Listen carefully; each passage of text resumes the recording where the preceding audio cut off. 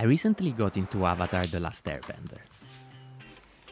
When I get excited about anime or manga, I go straight to drawing all the cool poses and epic panels I can find. But I know, deep inside, that if I want to level up and create my own comics one day, I have to spend time practicing the basics, the so-called drawing fundamentals. And I do want to level up, but fundamentals are boring. They say that masters don't study, they play.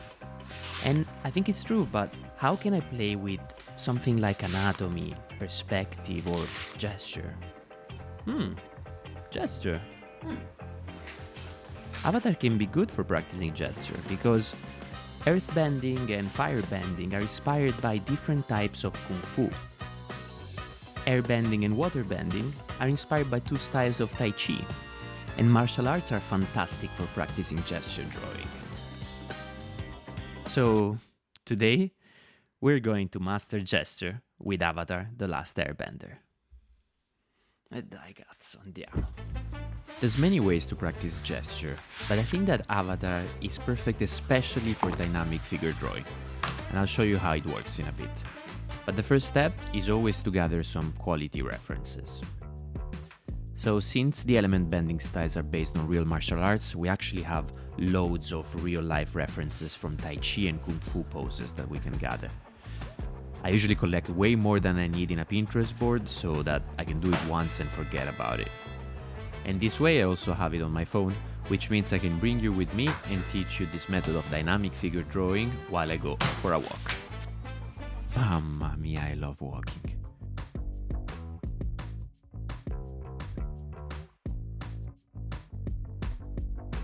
At its core, gesture drawing is all about teaching you how to position the body of a character so that you can single in into a specific emotion. And you see that done all the time in animation, actually, where the poses of the characters are made to be more dramatic. And that's on purpose. It's a form of nonverbal communication to make it clear what's happening in the story, both physically and emotionally for the character. And that's also why it's better to practice gesture with pictures from real life. Because anime and manga and all drawings have been already exaggerated. And so you wouldn't be practicing what actually matters. Here, I'm going to show you how to perform one specific method of gesture, which is called, I'm going to position you here, which is called the dynamic stick figure. I've chosen this one because it's quite simple to learn, it's quite simple to do, and it really does what gesture should do. So let's pull up one of our references.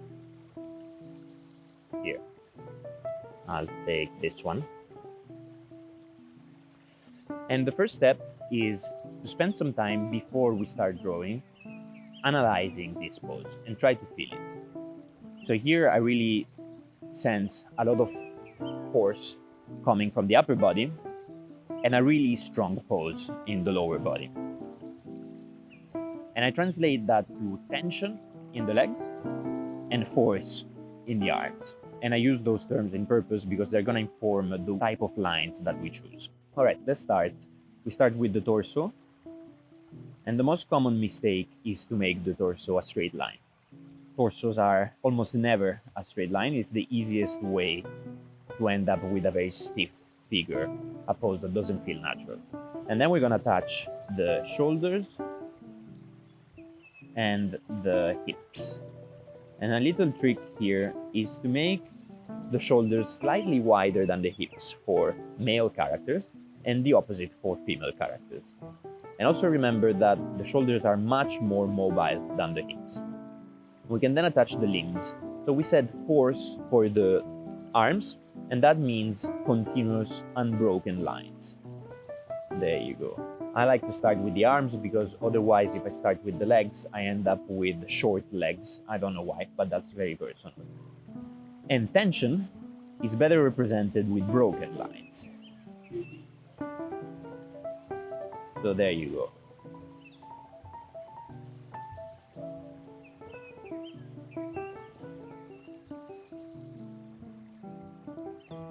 And now we can attach the head.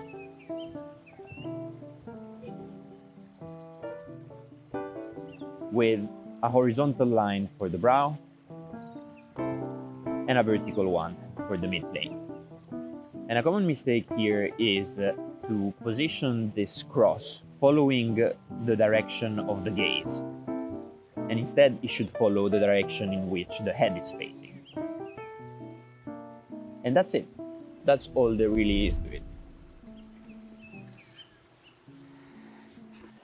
And even if this looks like a very simple method, stick with it, because with practice, you will start to get better and better in capturing the right emotion in any pose. On the first week, limit yourself to this simple stick figure and practice a little bit every day. Just 2 or 3 poses a day, it's totally fine. And on the second week, you can move on to add extra layers to your dynamic stick figure to flesh it out a bit more. Blocking out the main shapes of the body first, and then, if you want, add anatomy or clothing to make it more fun, but also to see where you lack knowledge so that you can focus on it in the future. And in reality, this is already beyond the level of detail that you need for making a comic book. Because when you look at the storyboards at the end of the Avatar comics, you can see that it is all built on top of the dynamic stick figure, even the most polished of drafts.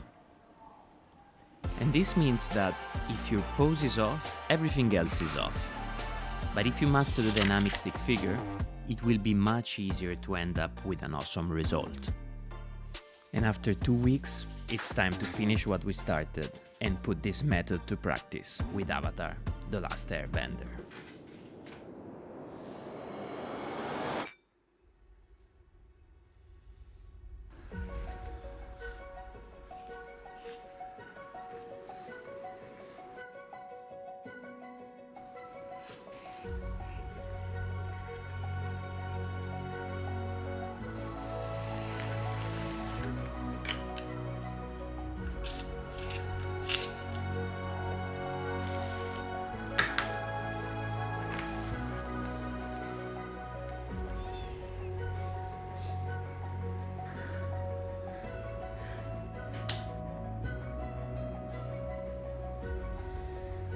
This video is not sponsored, but you can support me with a tip using the Super Thanks button here in YouTube.